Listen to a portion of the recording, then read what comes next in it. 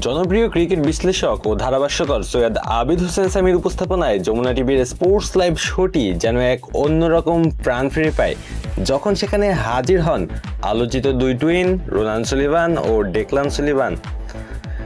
লাল সবুজের জার্সিতে তাদের যাত্রাটা যেন সত্যি এলাম দেখলাম জয় করলাম।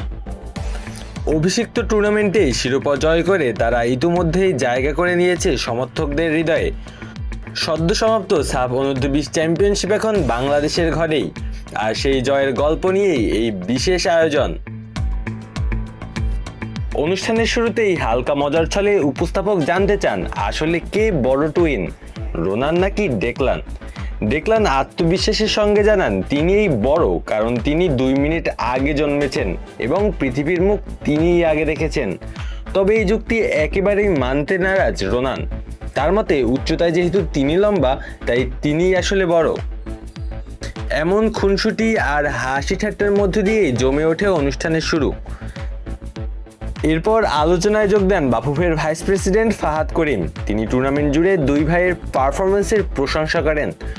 রোনানের গোল, বিশেষ করে তার নেওয়া পানেনকা কিক, পুরো ক্যাম্পেইনের অন্যতম হাইলাইট হয়ে ওঠে। সেই শটেই শেষ পর্যন্ত শিরোপা নিশ্চিত করে বাংলাদেশ। অন্যদিকে ডেকলান যতটুকু সময় মাঠে ছিলেন ততটুকুতেই দারুণ ইমপ্যাক্ট রাখেন বলেও উল্লেখ করেন তিনি। আলোচনা যখন আবারও দুই ভাইয়ের দিকে ঘুরে আসে তখন তাদের কাছ থেকে শোনা যায় তাদের অসাধারণ বোঝাপড়ার গল্প। তারা জানান ভাই হওয়ার কারণে মাঠে একজন দৌড় শুরু করলে অন্যজন আগেই বুঝে ফেলেন কি করতে হবে। এই স্বতঃস্ফূর্ত বোঝাপড়াই তাদের কম্বিনেশনকে করে তোলে আরো মসৃণ ও কার্যকর।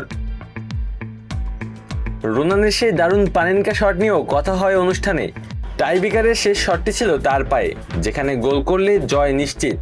আর সেই মুহূর্তেই তিনি নেন সাহসী সিদ্ধান্ত, করেন পানেনকা, আর সেটি পরিণত হয় জয়ের গোলে।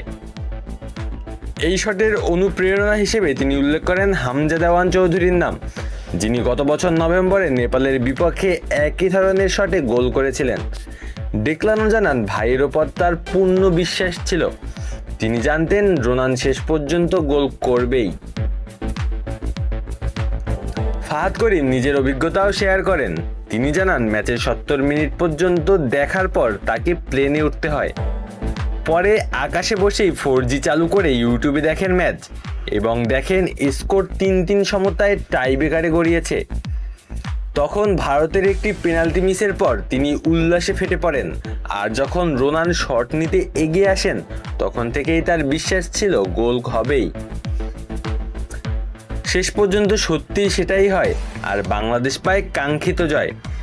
এই অসাধারণ পারফরমেন্সের জন্য অনুষ্ঠানে দুই ভাইকে সেলুট জানান তিনি। অনুষ্ঠানের শেষটা ছিল ঠিক শুরুর মতোই প্রাণবন্ত। রেপিড ফায়ার রাউন্ডে উঠে আসে মজার সব প্রশ্ন। কে বেশি স্মার্ট? উত্তরে দুজনেই স্বীকার করেন ডেকলান বেশি স্টাইলিশ। কে বেশি রেগে যায়? সেটাও ডেকলান নিজেই মেনে নেন, এমনকি বলেন রেগে গেলে তিনি বেশ ডেঞ্জারাস হয়ে ওঠেন। আর সবচেয়ে বেশি মিথ্যা বলেন কে? সেই প্রশ্নে হাসতে হাসতেই রোনানের নাম উঠে আসে। সবশেষে ফাহাদ করিম তার প্রত্যাশার কথা বলেন। তিনি চান এই দুই প্রতিভাবান দুই ভাই ভবিষ্যতেও লাল সবুজের জার্সিতে মাঠ মাতাবেন এবং একদিন জাতীয় দলের হয়ে দেশের প্রতিনিধিত্ব করবেন। এমন স্বপ্ন আর সম্ভাবনাকে সঙ্গে নিয়েই শেষ হয় এই দারুণ আয়োজন। আলু আসি তালুকদার, অন ফিল্ড।